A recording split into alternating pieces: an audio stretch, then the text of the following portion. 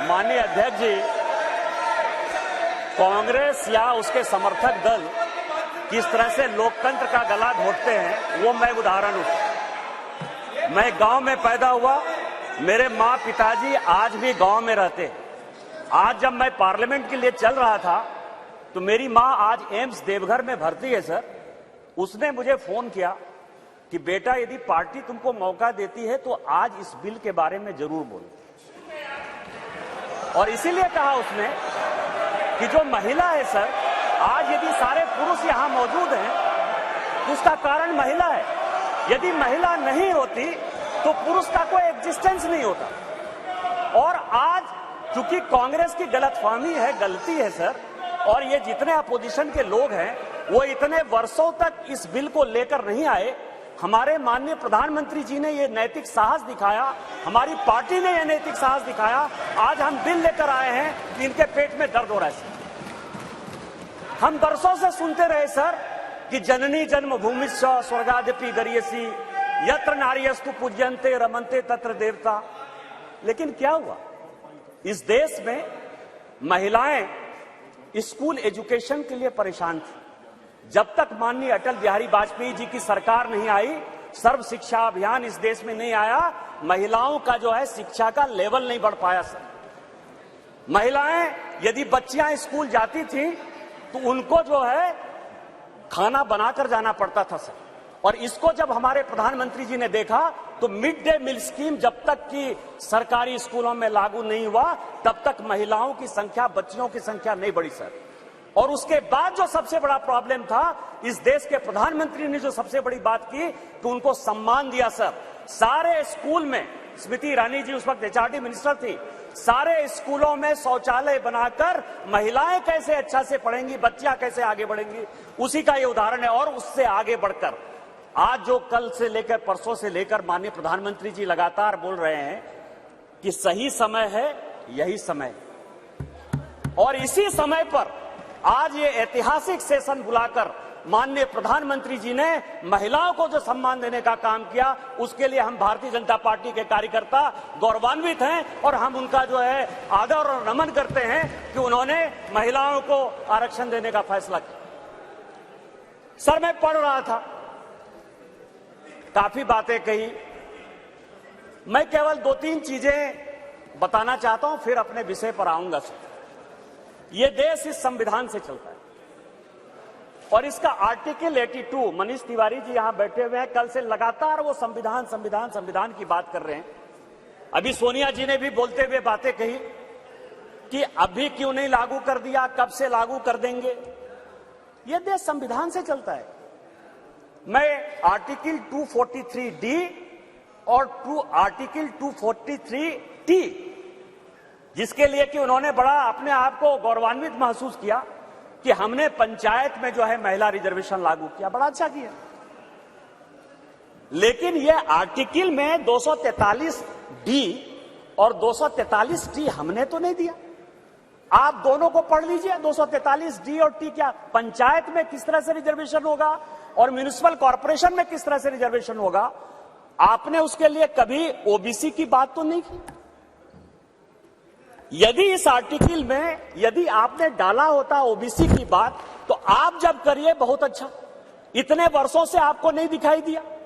उसी तरह से 1947 से लेकर 49 तक ये पूरा संविधान सभा चलता रहा।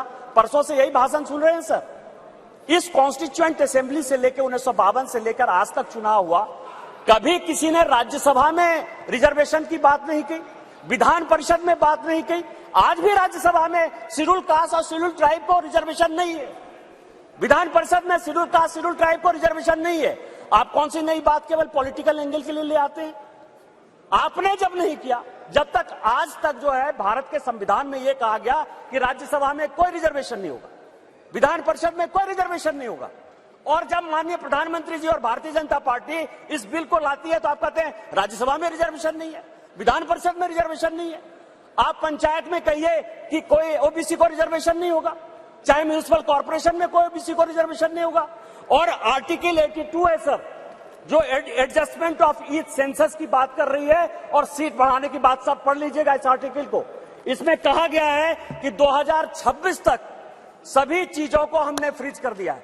आप अनकॉन्स्टिट्यूशनल काम करना चाहते हैं, आप उसके ऊपर जो है कहते हैं कि 2024 से लागू कर दीजिए, तुरंत सुप्रीम कोर्ट में जाएगा और सुप्रीम कोर्ट में तुरंत वो स्टक डाउन हो जाएगा।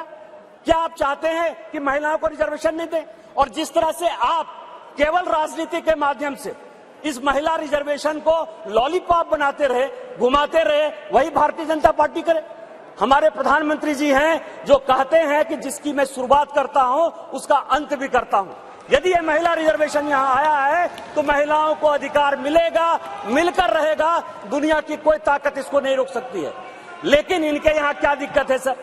इनके यहां सबसे बड़ी दिक्कत है, और अभी जितने स्पीकर बोलने वाले हैं सर, वो स्पीकर 2026 में ये आर्टिकल 82 पढ़िए, संविधान को जो है पढ़िए, जो संविधान में लिखा हुआ है कि सेंसस होगा, सेंसस के बाद डिलिमिटेशन होगा, और डिलिमिटेशन के बाद जो है हम उसको लागू करेंगे। और ये आर्टिकल 82 कह रहा है, ये 82 कह रहा है।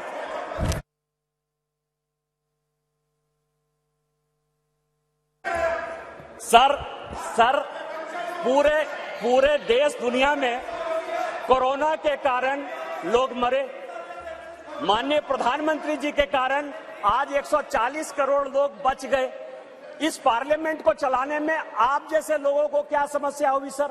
लोकसभा, राज्यसभा, लॉबी, सभी जगह सांसद बैठकर कानून पास करते रहे।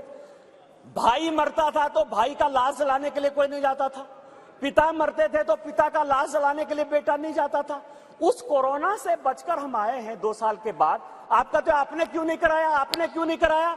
कितने लोग थे जो रोड पर घूम रहे थे? कितने लोग थे जो खाना खिला रहे थे? सारे जगह के ट्रेन बंद थे, सारे जगह की सब स्थितियां बंद थी। भागलपुर पूरा जो है भारत जो है किस तरह के विकट परिस्थिति में था सर? माननीय प्रधानमंत्री जी 140 करोड़ लोगों को बचा के लाए हैं, और सेंसस जो संवैधानिक चीज है उसको जब हम लागू करेंगे तो ये लागू होगा। आज आप कह रहे हो क्यों नहीं लागू किए? देश में फिर से ये गलत तरह का माहौल पैदा करने की कोशिश कर रहे हैं सर। 2020 और 21 के माहौल के बाद, कोरोना के बाद कैसे सेंसस लागू हो सकता था?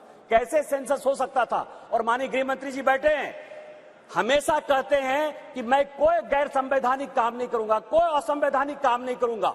यदि सेंसस होना है तो उसका भी डेट घोषित होगा, सेंसस होगा, डिलिमिटेशन होगा और महिलाओं को रिजर्वेशन मिलेगा। यही तो इस बिल में है 334 से, जिसके बारे में कि माननीय कानून मंत्री जी कह रहे थे सर। लेकिन क्या समस्या है कि ये अपने जो 26 पार्टियों का एक जो घमंडिया गठबंधन बनाया है सर, इंडी अलायंस,